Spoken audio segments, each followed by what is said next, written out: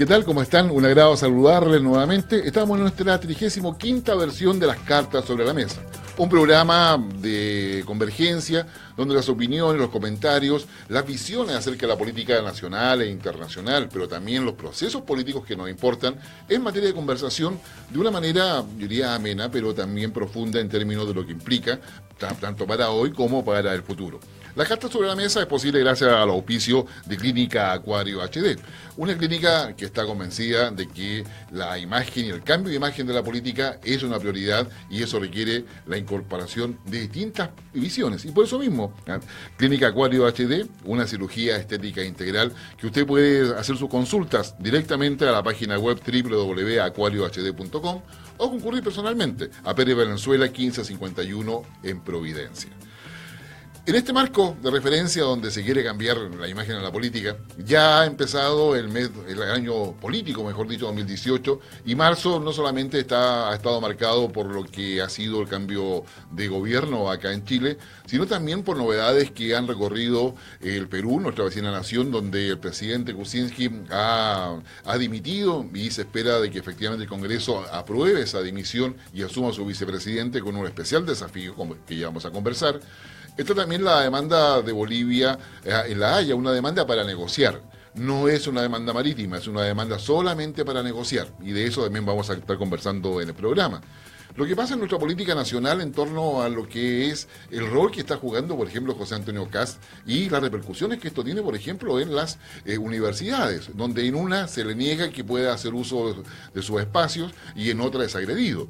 Y es parte de esta suerte de expresión política que va entre la fragmentación a la radicalización. Ahora, ¿qué cosas hay detrás de cada una de ellas? Son cosas que vamos a conversar. ¿Con quién? Con nuestros invitados y panelistas estables, ya como es habitual. Por una parte, nuestro doctor... Médico también. médico. No, sí que doctor, tendría que haber hecho un doctorado. Soy médico. Es médico, bien. Médico. Oraculista, habíamos dicho la última vez. Sí, pero digamos de otra manera después. Otro día no lo alcanzamos a conversar. No alcanzamos a conversarlo, pero si quieres mirar el mundo así de una forma muy interesante, no solamente desde la práctica de la política, sino también la espiritualidad, nuestro médico, que digamos, nos coopera muchísimo a eso para poder darle esa otra mirada y que con sus opiniones acerca de la política desde la perspectiva que la ve, sin lugar a dudas nos aporta. Y también está, como ya es habitual, nuestro ya flamante senador, que ya nos acompaña desde mucho antes de que incluso pensara ser candidato y que está hoy día con nosotros y nos está acompañando, y le agradecemos mucho a Kenneth Pugh que por darse el tiempo dentro de sus actividades ya hoy día oficiales como senador de la República, y el poder estar acá en las Cartas sobre la Mesa. Gracias, Guillermo, y encantado, y así seguiré con el compromiso de estar este año con ustedes. Muchas gracias. ¿En qué comisión está en el Congreso? Bueno, eso fue parte de las materias que se discutieron precisamente esta semana. Esta semana cada bancada definió quiénes son los integrantes y finalmente pudimos el día de ayer definir que básicamente los días lunes, porque cada día sesiona en un lugar distinto, aquí en Santiago, zonas extremas. Zonas extremas, Arica, Parinacota, Magallanes y obviamente los senadores de esa zona. Y yo quiero representar a la Isla de Pascua y a Juan Fernández, nuestras islas. Después los martes en las mañanas, Defensa, que también está integrado por un grupo de senadores, algunos de ellos con experiencia, otros que se están incorporando por primera vez. Y los días miércoles, muy importante, Pesca. Nosotros somos un país marítimo y vamos a hablar de mar hoy día y vamos a hablar de los lugares donde está la zona de surgencia de peces más importante, pero somos un país que no consume pescado. Entonces tenemos esa contradicción, tenemos los mejores mariscos, los mejores peces, pero no somos grandes consumidores de pescado. Por lo tanto tenemos un desafío, no solo corregir la ley, sino que también cambiar los estilos de vida saludables. Sí, ¿y quién se come los pescados? Porque digamos, que se explota el mar, se explota, digamos, hay pescadores no solamente artesanales, sino industria pesquera, y eso se exporta, eso ¿qué se hace? Hay básicamente grupos de interés que compiten por los mismos espacios, los pescadores artesanales que quieren un área protegida y que se evite que los industriales ingresen, y por otro lado los pesqueros industriales, que están en una pesca distinta, en una pesca que tiene su mayor destino las exportaciones. Y también está la acuicultura y la salmonicultura, es decir, todo lo que nosotros generamos en granja. No teniendo salmones, Chile los logró insertar y ser, algunos años, hasta el mayor productor de salmón. Notable, es decir, esos son los emprendimientos que valían esta capacidad de nuestro país, de Chile, de salir adelante. Eso me parece muy bien. Pues ya vamos a volver sobre aquello. ¿Cómo vemos la política hoy día, La política está empezando, la política está, pongámosle una frase, está en pañales de lo que era la política hasta hace 2 semanas atrás. La política está como así, porque el cambio que ha surgido gracias a la renovación de la política de los escaños de la Cámara de Diputados, de los senadores, un senador nuevo como nuestro senador Piu, está en pañales, me refiero a que cómo va a cambiar la política, cómo se va a ver la política, cómo vamos a trabajar la política, la legislación, los proyectos de ley tienen que llegar a aprobarse con una discusión distinta, diría yo. Menos política y más mirando, como decía Pamela Giles, mirando al pueblo. No de espalda al Congreso, mirando al pueblo. Yo creo, por eso te digo que está en pañales. O sea, no se está... Está gateando. Se está gateando la política como está empezando de nuevo a surgir una raza política nueva. A eso voy. Yo creo que no nos vamos a descubrir la América ni en la rueda, pero sí la política, tal como tú me la estás preguntando, ha cambiado y va a cambiar muchísimo. Y vas a ver en el curso de estos meses cómo va a ir cambiando, porque una Pamela Giles, un senador, un Cast, que todo va cambiando. Vaya a ver que la política se va dando en la medida, no de lo posible, en la medida que la gente trabaje como debe trabajar un legislador para Chile. Eso es lo que no hizo Perú, porque Kuczynski aparece hace ya más de 1 año y medio con un gran ímpetu, digamos, prometiendo fin a la corrupción, diciendo de que va a borrar todo, pero finalmente se encuentra con una fuerza popular que dirige Keiko Fujimori, que luego se incide, se divide con Kenji Fujimori, que le logra dar, digamos, un salvataje a Kuczynski en una primera acusación constitucional y que hace ya 24 horas nos deja a Perú sin presidente. ¿Qué cosa, cómo se ve el fenómeno del país vecino, que además es muy importante para Chile? Bueno, Perú es muy importante para Chile, lo ha sido siempre y lo seguirá siendo. Son nuestros vecinos del norte, estamos en el Pacífico. Con ellos también y junto a Ecuador fuimos capaces de crear las zonas económicas exclusivas. Por lo tanto, tenemos una vocación por el mar importante. Lo que ha pasado es una tragedia. ¿Y por qué? Porque un sistema político democrático cae y cae por cosas que son en estos momentos evidentes. Hay una persona que se siente cuestionada, que siente que ha perdido la validez de su mandato y obviamente para no arriesgar a su país decide dar un paso al lado. Es un paso noble, pero coloca a una democracia en una condición frágil. ¿Qué es lo que tiene que ocurrir ahora? Tienen que emerger nuevas fuerzas y probablemente vamos a tener sorpresa. ¿Y por qué yo digo que vamos a tener sorpresa? Porque efectivamente la familia Fujimori ejerce una atracción tan especial que hay gente en el Perú que transitó desde ser aprista a ser fujimorista. O sea, han hecho un desplazamiento increíble. Y por otro lado, aparece este nuevo joven que logró algo que era inédito, sacar a su padre de la cárcel. Con los acuerdos que fueran, lo logró. Y lo segundo, él se ha preocupado tanto de conectarse con la identidad del pueblo peruano que es capaz de hablar en las lenguas autóctonas. ¿Para qué? Para poder tener la posibilidad de comunicarse con mucha gente en la sierra. Y no hay que descartar que su campaña sea probablemente contra su hermana. Y en una de esas quizás hasta gane él. Yo no sé, eso es parte de lo que tenemos que elucubrar, pero... El Perú hoy día fue PPK, Humala, Toledo. Perdona, que me acabo de ensuciar las manos con esta cosa, por eso está el negro. Humala, Toledo, García. Si me falta alguien que ha estado en la cárcel o cerca de la cárcel. Fujimori también. Fujimori. O sea, no se salva nadie, perdón. No salva nadie. Sí, no salva nadie. Entonces, yo creo que PPK no fue tan noble, porque la verdad que él se vio entre la espada y la pared porque había cometido un error. Porque había habido la nobleza es reconocer y ser capaz de uno mismo asumir las responsabilidades. Pero había una corrupción que estaba detrás de él. Y ahora están nombrando a Vizcarra, si no me equivoco. Exactamente, que es el primer vicepresidente, actual embajador en Canadá. 21. ¿Y por qué está embajador en Canadá? Porque era una de las concesiones dentro del orden institucional No, porque hubo un problema con el aeropuerto de Chinchero, de Cusco, que también hubo una cosa media trucha ahí, y lo tuvieron que mandar al vicepresidente embajador a Canadá. Entonces, estamos hablando de un país que realmente tiene que manejar la situación política de otra manera. O si no, van a caer, va a haber un nuevo PPK, un nuevo Yantumala, un nuevo Toledo. ¿Te fijas? García fue reelecto y sabiendo que había tirado las manos muchísimo mientras estuvo en el gobierno. Sí. El tema está en que en el caso de PPK, él nunca pudo explicar de forma creíble, digamos, los más de 4 millones de dólares que entraron por su consultora mientras él era ministro, y que él decía que él no tuvo nada que ver porque se había alejado. El tema está, y eso yo creo que es bueno explicarlo, que efectivamente a lo mejor él se alejó de la consultora, pero no hizo ningún corte oficial ni legal acerca de ese alejamiento. No hizo. Entonces ahí pretendía hacer pensar de que él nunca supo nada, cosa que para la opinión pública es muy complicado. Pero el tema está en que PPK finalmente, digamos, cae dentro de este escenario de corrupción. Y yo preguntaba por lo que conversábamos inicialmente, es decir, una política, y en el caso de Chile, incorpora nuevos sectores, le da representatividad. Se demuestra también una fragmentación, tal cual la que tiene Perú, es decir, internamente. Digamos, los partidos que apoyaban a PPK, los movimientos, y lo mismo Fuerza Popular, se muestran fragmentados, y hoy día pareciera ser la única solución, es que el vicepresidente asuma como presidente, con la vicepresidenta que queda, porque son 2 vicepresidentes en Perú, renuncien y el presidente del Congreso llame a elecciones lo antes posible. Así es. Pues si no hasta el 2021. Exactamente. Pero yo creo que van a optar por elecciones populares, que es la única forma de poder dirimir la situación actual, porque el vacío estratégico que queda con esta renuncia es tremendo. O sea, el generar una situación que puede colocar en inestabilidad el sistema. El desconcierto es brutal. Es brutal. Por lo tanto, ojalá prime la cordura y efectivamente se produzca ese escenario que muy bien describe, llamar a elecciones populares lo antes posible. Sí, y en esa posición está el símil de Frente Amplio en Perú. Sí. Exactamente, me lo quitaste. Eso iba a decir. El símil del Frente Amplio está optando que hayan nuevas elecciones rápidamente a 6 meses plazo. Así es.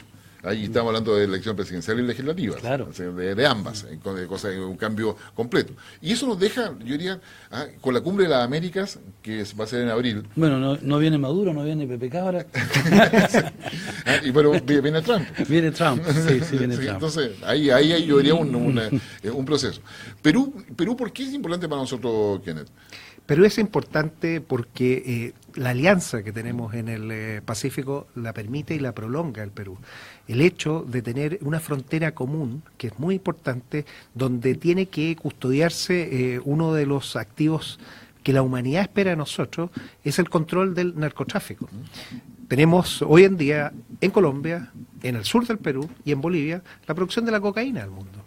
¿Cuál es la gran novedad? Es que en el sur del Perú la coca crece mucho más rápido que en otros lugares. Por lo tanto, Perú es en esos lugares donde se está tratando de controlar y contener el mayor productor en estos momentos de cocaína. ¿Y eso qué significa? Que la coordinación que tiene que existir entre las autoridades es fundamental. Tanto así que tenemos en Arica un embajador permanente para mantener precisamente ese contacto, esas relaciones, con una frontera que cada vez se ha permeado más. Tacna, que está al otro lado, tiene un flujo de tránsito tremendo con Arica. Arica y Tacna, los dos comparten muchas cosas durante el día. Por lo tanto, nosotros tenemos una frontera viva, una frontera que está permanentemente expuesta a que gente, que no tiene buenas intenciones, obviamente, quiera hacer ilícitos. Y esos son los que tenemos que controlar. Por otro lado, después del diferendo limítrofe que tuvimos, donde finalmente la Corte Internacional de La Haya le concedió un gran trozo de nuestro espacio marítimo, donde hay una zona de surgencia de peces importante, debemos ser capaces de controlar la pesca ilegal. ¿Y quiénes son los pescadores ilegales? Básicamente comunidades costeras peruanas, del sur peruano, con una economía de subsistencia que buscan especies bastante particulares. El azulillo, el famoso tiburón azul. Para hacer finning, cortarle las aletas y sacar los afrodisíacos y dejarlos botados. Esos son los problemas con los que tenemos que nosotros coordinarnos y que como buenos vecinos tenemos que ser capaces de resolver. La Haya, ¿cómo la has visto?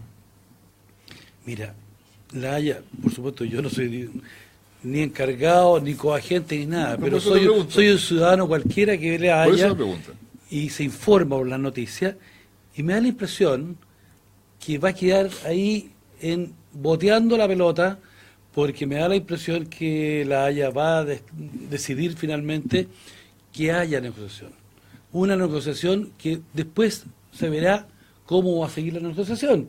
Yo quiero tu auto, no, yo te quiero dar una bicicleta. Eso, yo creo que el problema de La Haya actual es lo que trae detrás. Y las intenciones buenas, malas, uno puede juzgar lo que quiera, las intenciones de Evo Morales, ¿qué es lo que quiere él? Ya sabemos que quiere Antofagasta. Entonces, a propósito de La Haya, Se ha dicho mucho, y yo quiero hacer una pregunta sobre todo al senador que sabe mucho, tiene un mapa ahí del año 1800 no sé cuánto. El abrazo de Charaña fue entre Banzer y Pinochet. Así es. Son ambas dos dictaduras. ¿Es importante que sean dictaduras o estén en democracia para que los acuerdos se sigan? Porque la verdad que si tú me dices que son unas dictaduras, no había nada de democracia ahí. O sea, ¿tiene alguna importancia legal, judicial estoy hablando? Un abrazo que le iba a dar un pedacito a Bolivia. Eso se lo pregunto, dejo en la mesa, porque la verdad que creo que por el hecho de haber sido dictaduras, me pareciese que no tiene tan importancia de ese abrazo que quedó ahí, en la historia, y Evo Morales y su equipo lo sacan a colación a cada rato. Sí. Todo tratado de límites tiene que entenderse que esa perpetuidad, y eso es lo más importante y es lo que se está discutiendo ahora.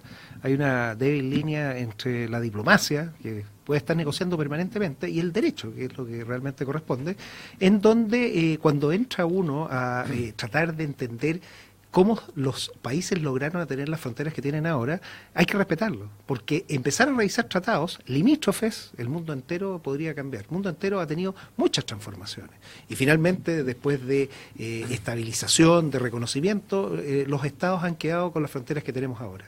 Por lo tanto, el empezar a discutir el acceso soberano al océano, vale decir, entregar algo, Antofagasta, que estaba diciendo en este caso Evo Morales, es de un despropósito. Aquí estamos viendo de que se está perdiendo el espíritu. Cuando Bolivia accede al mar, lo accede no porque vinieran con derechos coloniales. De hecho, si nos remontamos en la historia, por 300 años, el Reino de Chile al principio y después la Capitanía General de Chile limitada con el Perú, el Virreinato del Perú. Y es hasta que aparece Simón Bolívar, 1825, cuando le dan a la audiencia charca la posibilidad de tener algo, él decide que se cree un pequeño puerto que se llama La Mar, y no por el que esté en el mar, sino que es por el nombre de un general, La Mar. 1825 entonces parte de este pequeño enclave marítimo con una población muy pequeñita. 10 años después habían 600 personas, eso es lo que dice el censo, y de las cuales la mitad eran chilenos. O sea, la presencia chilena era muy grande en este pequeño puerto. ¿Cuál es la fecha que yo diría que es bastante emblemática? Es cuando América se ve atacada por España. España no le reconoce la independencia al Perú. No le reconoce y hace una operación militar y captura las Islas Chincha, el guano, que producía el 80% del PIB peruano, o sea, las riquezas de Perú entero estaban ahí. ¿Y qué hace Chile? Le declara la guerra a España, sin que ni siquiera Perú se la declare. Nosotros, el 25 de septiembre de 1865, el presidente firma el decreto y nos vamos a una guerra sin tener marina, sin tener un fuerte que proteja a Valparaíso, sin nada. A una guerra para proteger el litoral del norte. ¿Dónde está Bolivia aquí? Bueno, no hay marina boliviana, no hay nada. Se enfrentan las marinas peruanas y chilenas juntos y logran echar a los españoles. ¿Y qué hace Bolivia? Condecora a Arturo Prat. Arturo Prat es condecorado por Bolivia con una medalla de oro por las acciones en Papúa. Esa fecha, 1866, cuando terminan las acciones, es el inicio de la presencia chilena en un poblado que tampoco no existía. Parten en la caleta La Chimba y llega un minero que se llama José Santojosa, la misma bajada que baja el Congreso, y se establece con Juan López. Son los dos que parten desarrollando en 1866 este pequeño poblado de Antofagasta. Cobija seguía creciendo y era reconocida administrativamente por los bolivianos, pero le ocurren varios fenómenos. 1868, un terremoto que destruye la mitad de los edificios, que fue el tsunami en Arica. El año siguiente una epidemia, y la gente empieza a moverse. Esto lleva al Estado boliviano a declarar administrativamente en 1872 Antofagasta. O sea, Antofagasta recién aparece bastante después de este puerto original, La Mar, Cobija, y posteriormente pasa a Antofagasta. ¿Qué ocurre? 1879, 14 de febrero, Bolivia incumple un tratado. Hay un incumplimiento de un tratado, esa es una situación grave, el Estado se ve obligado a actuar y envía fuerzas militares, por la Marina y el Ejército, a ocupar el lugar donde iban a ser rematadas las salicheras. En ese momento el 95% de la población era chilena, o sea, esa gente la recibieron con vítores. ¿Por qué? Porque venían en auxilio hacia ellos. Por lo tanto, cuando hablamos de que Bolivia nace con Antofagasta y Antofagasta tiene que devolver a Bolivia, momento, es decir, entendamos bien la historia, entendamos bien cómo fue ocurriendo y entendamos los derechos que cada uno fue teniendo. Por lo tanto, los tratados que se firman con posterioridad, específicamente el de 1904, es un tratado a perpetuidad que soluciona todos los problemas, que le da a Bolivia acceso a todo el movimiento de su carga, con todos los beneficios que van mucho más allá que conceden otros países. Por lo tanto, aquí estamos en una discusión que vuelve nuevamente a primar, algunas veces hasta, yo diría, situaciones que son propias de los estados, de tratar de generar un espacio propio. Yo ahí, respecto a tu pregunta, yo agregaría, cuando se produce el abrazo de Chalaña, más allá de la característica que uno le quiera dar al sistema político, que es la dictadura en ambos casos, claro, hay un tema, yo diría, la relación entre los países por intereses. Y el interés de Chile y Bolivia era aislar a Perú. Por la razón, las comparado en aquellos años, estamos hablando de una serie de características específicas que daban cuenta de eso. Y mientras que posteriormente la agenda de 13 puntos, que aparece nuevamente, también es mencionada, tiene que ver con el interés de Chile de poder colocar a Bolivia en sintonía con nosotros para lo que son los corredores bioceánicos. Entonces, digamos, acá hay un tema, o sea, Bolivia quiere una modificación en virtud de la reivindicación, cosa que es imposible porque lo contrario se transforma el mundo en algo completamente incierto. ¿Cuándo se modifican este tipo de cosas? Cuando hay una visión conjunta de futuro que coopera a todos los países, como el caso de la Unión Europea, por ejemplo, hoy día. Es decir, o sea, las reivindicaciones marítimas no llevan a solución de los problemas históricos. Ya sea marítimo o terrestre, digamos, no generan. Y ahí es donde estamos en dos cosas distintas. Bolivia, con un tema reivindicatorio, que tiene consumo interno, electoral, político, una serie de características, tiene yo diría, un cuestionamiento a la historia, y Chile, que está en la idea, ¿cómo logramos hacer que los puertos nuestros se potencien, trayendo todas las exportaciones de Brasil, Argentina, Paraguay, para que salgan los puertos chilenos?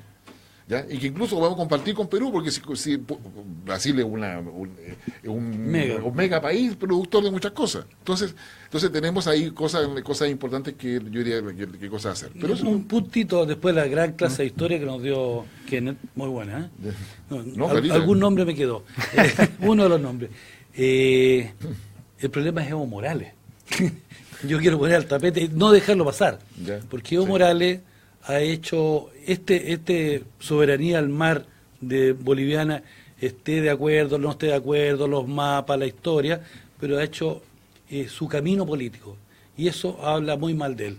Yo creo que el camino político y ser popular a costa del mar, en este caso de Chile, creo que Evo Morales habla muy mal de él y se desdice en territorio chileno. Cuando pasa la frontera, nosotros somos los traidores y hemos mancillado a los bolivianos. No quería dejarlo pasar porque creo que es una opinión bastante... Yo diría que eso es así, y sabremos ya lo que va a ser la resolución de la Corte de la Haya ya en el último trimestre de este año. Sí.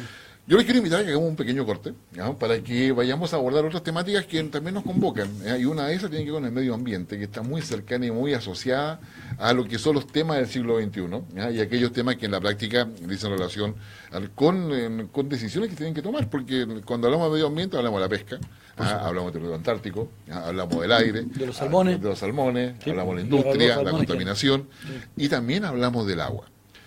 Vayamos a una pausa y volvemos en unos minutos.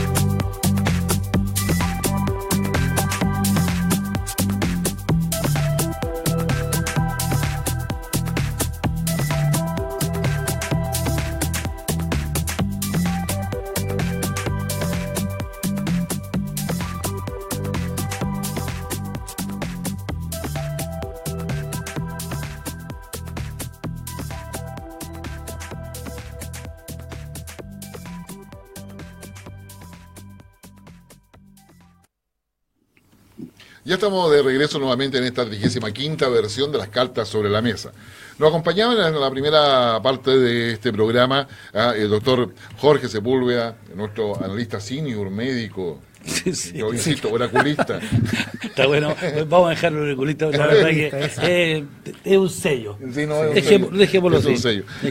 Y lo que es ahora, el otro era ciudadano y hoy día ciudadano senador, quien es Pío, que nos acompaña también en este programa, dándonos una muy interesante cronología acerca de los hechos históricos que definen justamente el tema de Bolivia en tema histórica, que yo creo que fue muy claro, probablemente nuestros televidentes así lo ven.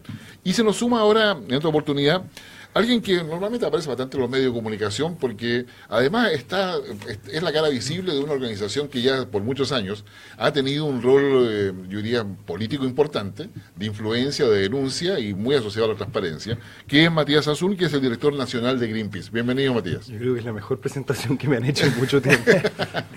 Sí. Sí. Gracias, qué honor estar aquí con ustedes. Un gran panel. Gran panel. Ojalá que nos entretengamos. Ya, el tema medioambiental, lo decíamos antes de ir a la pausa, está en la agenda. Está en la agenda mundial. Esa es la novedad, ahora está en la agenda. Sí. Yo vengo llegando de Brasil, allá en Brasil está el Foro del Agua, y hay que ver todo lo que se estaba discutiendo. Hay que lo impresionante. Y hoy día es el Día Internacional del Agua, por cierto. Además, justamente. Sí. En un país que tiene 12 regiones con escasez hídrica y en donde el agua está privatizada, es súper importante conmemorar este día y celebrar a la gente que ha venido defendiendo los derechos humanos de acceso al agua. Oye, perdón, voy a quitar el hilo conductor. ¿Y el gobierno pasado hizo algo por el medio ambiente? No lo hizo, porque la verdad yo tengo entendido que la ley de glaciares, incluso había una bancada de glaciares, fue en 2014. Yo soy embajador de la República Glaciar todavía, tú sabes que... Llevamos 4 años, o sea, yo creo que el gobierno pasado sí se preocupó, además... En algunas cosas, sí, la verdad es que sí. El área protegida de Michelle Bachelet, que fue Juan Fernández... Varias, sí, pero el punto... Pero el país que tiene más protecciones de área en el mundo. ¿Partimos al tiro o les hablo de pingüinos y otras cosas? Vamos al tiro. Sí, se hicieron algunas cosas, sin embargo, la letra chica de la protección ambiental de la presidenta Bachelet deja bastante que desear. En términos generales, las áreas que se crearon sin afectar intereses pesqueros. Un poco lo mismo que pasó con la ley de glaciares. Nos decían, protegemos todos los glaciares azules, blancos, fantásticos del sur del país, cuyo problema es el cambio climático, pero a la hora de los que hubo, para decir con todas sus letras, cuando había que meterse la mano del Consejo Minero y decirle, bueno, compañeros, ustedes están haciendo hoyos arriba de los glaciares, los están dinamitando, los están llenando de polvo, esto está afectando la disponibilidad hídrica, el gobierno de Michelle Bachelet dijo, no, ahí no nos metemos, ¿no? Y entonces el proyecto de ley de glaciares que se indicó, el senador ya llegará el momento en donde se entere de esto, si es que alguna vez ese proyecto espantoso avanza. Nosotros básicamente lo que señalamos es que el proyecto era deficiente, pero luego se sumaron las organizaciones de derechos humanos, el Instituto Nacional de Derechos Humanos, y también se sumó la Corte Suprema, indicando que la indicación que había hecho el gobierno de Michelle Bachelet básicamente era un espanto y dejaba la ley en una condición muy, muy precaria. Entonces, finalmente, a la hora de tener que limitar actividades extractivas que tienen un impacto medioambiental, siempre hubo letra chica. Entonces ahí es donde nos queda la duda. ¿Se crearon parques nacionales? Sin lugar a dudas. ¿Se crearon reservas marinas? Sin lugar a dudas. Buenísimo. Se llegó a porcentajes importantísimos de protección. Se creó una red de parques nacionales. Pero la Marina Liguera se generó de tal manera que no afectase los intereses portuarios, sin miramientos respecto de la real protección medioambiental de la zona. En el caso, por ejemplo, de los parques marinos y las áreas marinas, en realidad las áreas marinas protegidas del sur del país, a la hora en la que los pescadores con palangre básicamente los pescadores de las pesquerías explotadas, eso quedó fuera del área marina. Entonces lo que estamos ahora entre todos, ya lo conversábamos con el subsecretario actual, lo que estamos haciendo es cuadrar de dónde va a salir el presupuesto, que no quedó claro, qué realmente quedó protegido, qué se firmó, qué compromisos reales hay, qué va a pasar con la CONAF. Entonces, yo creo que había una buena disposición en general cuando hablábamos de animalitos, de protección medioambiental y de ampliar las áreas, pero no hubo una conversación de fondo respecto de cómo limitar actividades productivas que deterioran el medio ambiente. Pascualama. Pero Pascualama es un muy buen ejemplo. Por ejemplo, en el caso de Pascualama lo que se hizo fue a última hora, ¿sí? Porque la verdad, digamos las cosas como son, el superintendente de medio ambiente brilló por su ausencia, se dedicó a sancionar proyectos chicos, pero después de Pascualama parece que, no sé si ustedes se acuerdan, partieron con una multa histórica, partieron como caballo inglés. La multa histórica era menos del 1% del presupuesto anual de Pascualama, entonces dijimos, esto es un chiste. esta gente son delincuentes, o sea, transformaron los glaciares en basural. Se demoraron 3 años, ¿sí?, en donde intentaron reunir las causas para que Pascua Lama recibiera una sanción, una palmadita, pero conservara los permisos. Y finalmente lo que tienen es una sanción muy dura. Terminaron vendiéndose a los camiones, afortunadamente. Estamos hablando de gente que debería estar procesada por la justicia, son criminales en relación a lo que hicieron con el medio ambiente. Y lo que nosotros finalmente solicitábamos es que el retiro de los permisos de Pascua Lama. En estricto rigor estamos hablando de una mina de oro. Es muy difícil sancionar a alguien que está sentado en una mina de oro. Pero de nuevo, ¿no? Uno dice, ¿se hizo un avance? Sí, se hizo un avance. En materia de descontaminación se hicieron bastantes avances. Pero todavía el problema de fondo en relación a cómo hacer más sustentable actividades extractivas, eso... ¿Y tienen algún ejemplo internacional en algún país? Pues estos países, por ejemplo, en Canadá, algo que uno diga, esto está bien hecho, aquí se hizo bien. Sí, claro, ¿no? Hay muchísimos ejemplos. Digamos. Bueno, ¿y por qué esas mismas empresas que son capaces de hacer eso también en esos lugares? Es un muy buen ejemplo, senador, y la verdad estamos hablando ya de medio ambiente en su conjunto, ¿no? Pero ¿por qué, por ejemplo, tenemos zonas de sacrificio? Porque la verdad, los mecanismos de incentivo de inversión en Chile incentivan, por ejemplo, a que no hay regulación territorial, no hay planificación territorial. Entonces, yo hago una inversión inicial, construyo un puerto, ¿sí? Al lado del puerto construyo un lugar de acopio de carbón, y entonces me sale muy barato, porque además no se internalizan los costos de la contaminación ambiental o de los costos por las cenizas fundamentalmente, permean hacia las napas, etcétera, o derechamente en la costa por la cantidad de agua que usan las termoeléctricas. Entonces, tengo carbón, tengo un puerto, construyo una termoeléctrica, que necesita mucha agua y mucho carbón, por lo tanto necesita puerto. Ok, está perfecto, una termoeléctrica. Pero luego digo, bueno, ¿y si 20 metros más allá no hago otra? Y otra, y otra, y otra, y otra, y tenemos 9 termoeléctricas en torno a un puerto. Entonces se produce una paradoja en donde la gente en realidad lo que no quiere es el puerto. Y dice, ¿pero por qué no quieren puerto? Si un puerto significa progreso, significa las oportunidades de desarrollo. Claro, no quiero puerto, porque como está diseñada la política territorial en este país, como está pensado para obtener el máximo beneficio con la menor inversión posible, y no están internalizados los costos, no existe una sanción al carbón. El carbón se está muriendo más bien en Chile por los precios, porque no da, está muy barato. Perdón, es muy caro extraerlo y hay mucho, entonces ya... Pero finalmente lo que termina ocurriendo es, al no existir regulación territorial, entonces se produce una sobrepoblación de proyectos contaminantes que operan dentro de los márgenes legales. Eso es lo sorprendente, los márgenes legales permiten que esto ocurra. Okay. Pero en el fondo es falta de regulación, ¿no? El senador apunta correctamente. Lo que se requiere es endurecer esas regulaciones, incorporar los costos ambientales, y nos vamos a dar cuenta que sale mucho más barato potenciar, por ejemplo, las energías renovables. Un ejemplo en donde Chile está descollando a nivel mundial y recibimos las felicitaciones mundiales por los proyectos solares que tenemos. Sí. Y en esa perspectiva, digamos, si se lograra ese equilibrio entre lo que es el afán productivo con el cuidado que todo requiere, digamos, el medio ambiente y particularmente todas esas zonas que no debieran ser tocadas sino que cauteladas. Justamente. Digamos, haciendo eso, ¿de quién depende que efectivamente... ¿Quiénes son los que se oponen a eso? O sea, ¿cómo funciona? ¿A qué? A que se logre ese equilibrio. Bueno, hay una tensión. En los mismos proyectos industriales uno conversa, ¿no? Para mí es muy claro. Llega un momento en donde uno habla con las empresas y uno habla con el gerente de relaciones. Hay como 4 niveles de los que una empresa es responsable. Primero, cuando el tipo que te habla de medio ambiente trabaja, es el periodista, ¿no? El que cubre relaciones públicas. Entonces, pero es preferible que esté que no esté. Yeah. Luego es una gerencia de sustentabilidad, en donde el tipo está sentado en la mesa. Yeah. Luego, el mejor nivel es cuando en realidad el que se encarga de sustentabilidad es el gerente del proyecto. Y ahí la cuestión es en serio. No es solo relaciones públicas, no es solo lidiar con la comunidad, no es solo construir una multicancha y te contamino la bahía. Y ahí es donde está, ¿no? Hay una tensión, ahí uno ve que dentro de los proyectos hay genuino interés por generar buenas líneas base de evaluación ambiental, por identificar las externalidades, por diseñar proyectos que tienen efectivamente contenido, por ejemplo, sus impactos, que consideran a los pescadores artesanales, que consideran a los pirquineros, pero chocan muchas veces con las gerencias más duras que dicen, esto es chiste, no nos va a funcionar, póngale plata arriba de la mesa y vamos para adelante. Y ahí los proyectos se caen, ¿no? Por ejemplo, el caso de Domínguez es muy claro.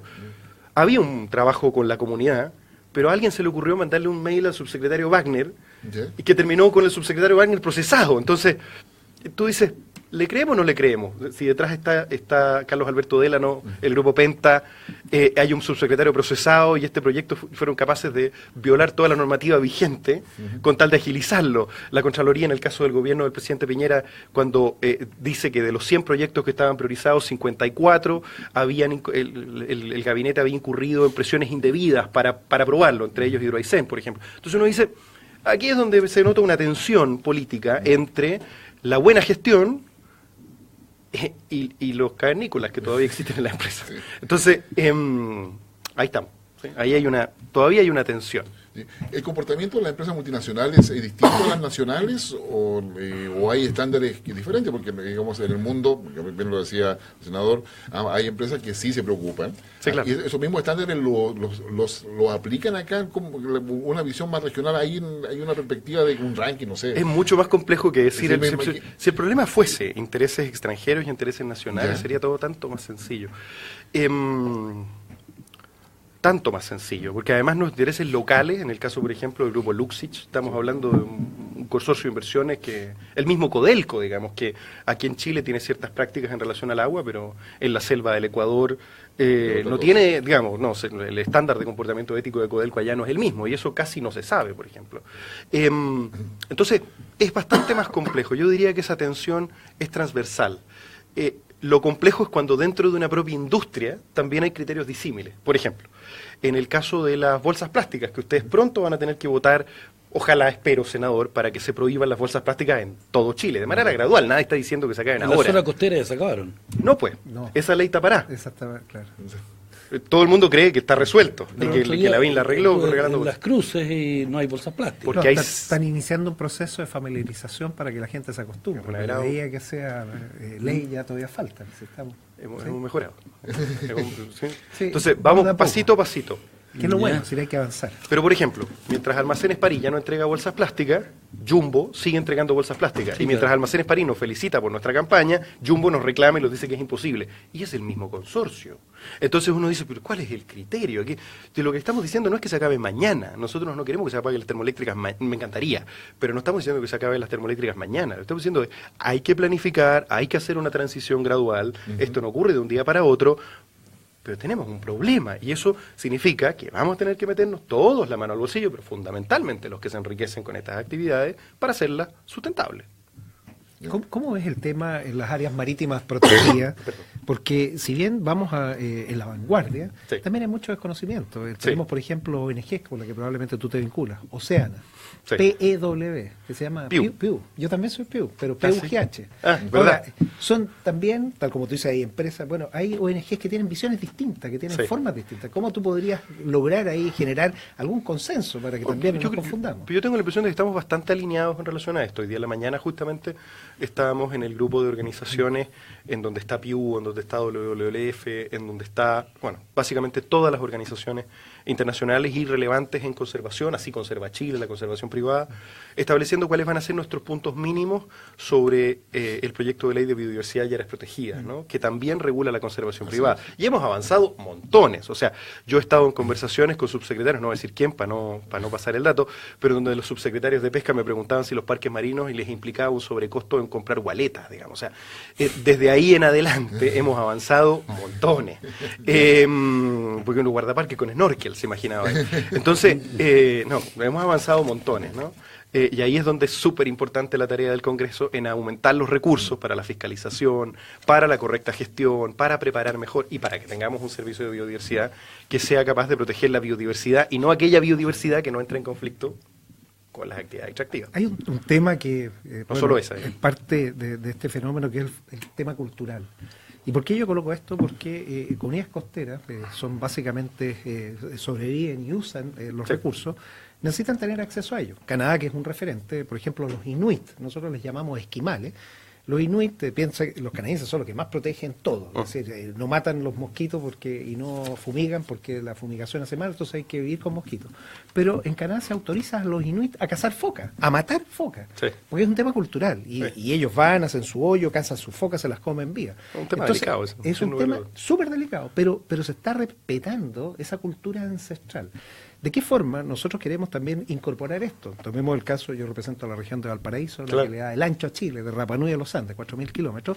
Los Rapa Nui pescan el magi-magi, el atún. Bueno, y ellos quieren seguir pescándolo, pero no es una pesca industrial, una pesca, es su cultura. ¿Cómo vamos a proteger esos temas culturales? Pero ahí se hizo un ajuste. De lo que se trata es un poco lo mismo que pasa con los parques nacionales. Cada vez hay más y cada vez hay más gente visitándolos. Pero si todo el mundo se va a meter a un parque nacional, lo mínimo que va a pasar es un incendio. De lo que se trata es de educar, de mejorar la información que existe, de permitir mecanismos alternativos, de potenciar una industria que en Chile está, yo creo, subestimada, que es el turismo. Sí, eso claro, entonces, en el caso puntual, por ejemplo, de la región de Magallanes, en el caso de la salmonera, el problema central es que 1 de cada 4 pesos del PIB de la región de Magallanes proviene del turismo, no de la salmonicultura. Pero si potenciamos una invasión salmonera como la que se está planteando para los parques nacionales, vamos a afectar la industria de turismo y vamos a afectar además la imagen país, porque buena parte de la comunicación internacional de Chile tiene que ver con los glaciares, con las aguas. Entonces, de lo que se trata es de ir girando el modelo de este que tenemos en donde, como me decían hace algunos años, ¿no? Para hacer tortilla hay que quebrar huevos. Claro. Entonces, bueno, pero ¿qué tal si los empollamos un poquito? Si nos preocupamos un poquito del medio ambiente y le damos un valor agregado a esta cultura. La posición que tenemos es de una modificación rápida, pero gradual. Oye, yo quería hacerte una pregunta. Tenemos tantas preguntas que hacer, pero tenemos corto tiempo. Pero respecto a los plásticos. Sí. Porque sé que el 80 o 75% de los animales que viven en el mar tienen algún plástico dentro del organismo. Sí. Eso es un dato al margen. Las bolsas plásticas, qué sé yo. Hay islas plásticas. Sí, que no son islas, son como unas... Pero le llaman islas plásticas. Sí, los corales en extinción, o en peligro, no en extinción, pero las muertes de los animales. Chile tiene un 35-36% de diversidad de mamíferos. Marinos, ¿cierto? Entonces es muy importante Chile. Ustedes quieren crear el santuario de la Antártica, tengo entendido. Sí. Entonces, aquí voy. Tú lo dijiste, lo dijo Kenneth muy bien. ¿Por qué no hacer una cultura, pero de medio informativo, donde salga esto, en vez de estar viendo champú con la niña soltándose el pelo, que el gobierno de turno, junto con Greenpeace, con algún organismo de esa magnitud que sea importante, salga un animal a medio morir saltando, un coral feo, y esas cosas que impacten como la cosa del cigarrillo. Sí. Entonces, es la única manera que uno le llega a la gente, porque Don Francisco lleva no sé cuántas teletones mostrando la discapacidad y muestra lo peor y hace llorar a la gente, y ahí entregan plata. La idea es que la gente, que tú bien dijiste, que se culturice. Entonces, que no haya bolsas plásticas, que no quemen, ¿te fijas? A eso iba. Ojalá que Greenpeace y alguien más, algún secretario sobre lo que estáis conversando, puedan llegar a eso. Déjenme cerrar entonces. Sí, tenemos una propuesta muy importante para crear un santuario antártico. Métanse a sosantártica.org y van a poder sumarse al 1,5 millones de personas que ya están en esto. Pero hagamos el pase al tiro. El proyecto de ley de plásticos, de prohibición de bolsas plásticas, está en el Senado. La pregunta es si lo vamos a acotar solo a regiones costeras o a todo el país de una bendita vez, porque ¿por qué habría que tener una medida distinta y por qué habría que abandonar a la gente que vive en Antofagasta? Hagámoslo todo el país. Todos los chilenos llegan al mar porque quieren pasar algún verano o ir a verlo. Por lo tanto, la gente va a llegar igual con la bolsa. O sea, compromete el voto para prohibición en todo el país. Eso discutámoslo después. Yo soy político.